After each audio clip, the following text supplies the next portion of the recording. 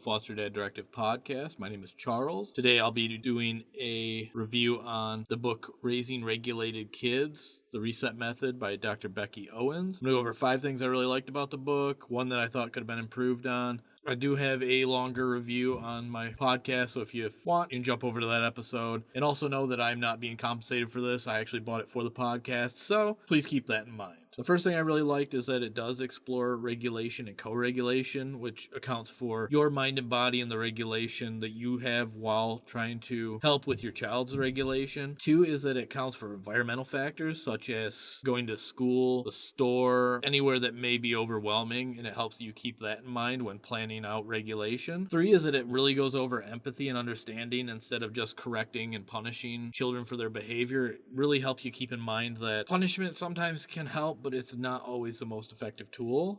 4, it goes over shame versus guilt and how you shouldn't exactly blame yourself if your kid is getting deregulated and having outbursts, that there are ways that you can work to better handle that, and it is generational, that you learned your parenting habits from your parents, so there's stuff that you may not know. And number 5 is the tools and exercises it has at the end of the book. It is extremely helpful to look those over and kind of take those into account and do check-ins with your kid just to see how they're doing throughout the week and not just working on regulation while they're deregulated. And the one thing I would have liked to see some improvement on was definitely the length. It was only about 66 pages, so it didn't leave a whole lot for each section, and there's some I definitely would have loved to see expanded on, but honestly, overall, I really like the book, and I've been trying to use some of the different methods that she explains in there to actually help with my foster kids. So fully recommend it. I bought it for $6.99, so less than a fancy coffee. So I definitely fully recommend it. If you have any more book suggestions, please email them in to the Fosterdaddirective podcast at gmail.com. Or drop a comment below. Please like, subscribe, and share with your friends.